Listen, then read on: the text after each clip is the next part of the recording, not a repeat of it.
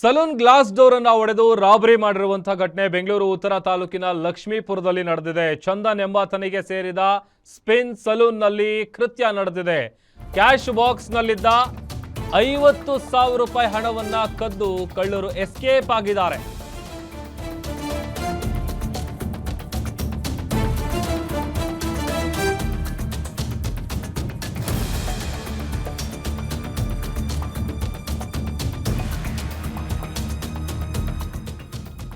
ಚಂದನ್ ಎಂಬಾತನಿಗೆ ಸೇರಿದ spin salon ನಲ್ಲಿ ಕಳ್ಳತನ ನಡೆದಿದೆ. ಕ್ಯಾಶ್ ಬಾಕ್ಸ್ ನಲ್ಲಿದ್ದ 50,000 ಹಣವನ್ನ ಕಳ್ಳರು ಕದ್ದು ಎಸ್ಕೇಪ್ ಆಗಿದ್ದಾರೆ.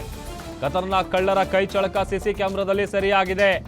ರಾತ್ರಿ ಪೊಲೀಸ್ ಗಸ್ತನ್ನ ಹೆಚ್ಚಿಸೋದಕ್ಕೆ ಸ್ಥಳೀಯರು ಆಗ್ರಹ ಮಾಡ್ತಾ ಇದ್ದಾರೆ.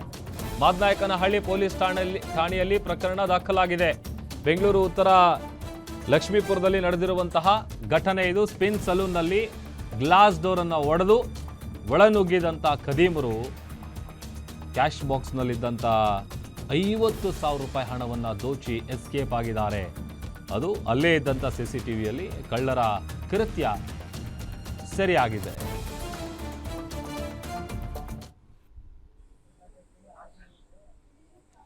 ದೃಶ್ಯದಲ್ಲಿ ಗಮನಿಸ್ತಾ ಇದ್ದೀವಿ ನೋಡಿ, ಬೆಂಗಳೂರಿನ ಲಕ್ಷ್ಮೀಪುರ ಏನಿದೆ ಅಲ್ಲಿ ಇದ್ದಂತಹ ಸ್ಪಿನ್ ಸಲೂನ್ನಲ್ಲಿ ನಡೆದಿರುವಂತಹ ಘಟನೆ ಇದು. ಒಳಗಡೆ ಹೋದಂಥ ಕಳ್ಳರು ಅಲ್ಲಿದ್ದಂಥ 50,000 ರೂಪಾಯಿ ಹಣವನ್ನು ಕದ್ದು ಎಸ್ಕೇಪ್ ಆಗಿದ್ದಾರೆ. ಅದೊಂದು ಕಡೆ ಈಗ ಓನರ್ ಏನಿದ್ದಾರೆ ಅವರು ಕೂಡ ಕಂಪ್ಲೇಂಟ್ ಕೊಟ್ಟಿದ್ದಾರೆ. ಅಲ್ಲೇ ಇದ್ದಂತಹ CCTVಯಲ್ಲಿ ಆ ಕಳ್ಳರ ಕೈ ಚಳಕ ಸೆರೆಯಾಗಿದೆ.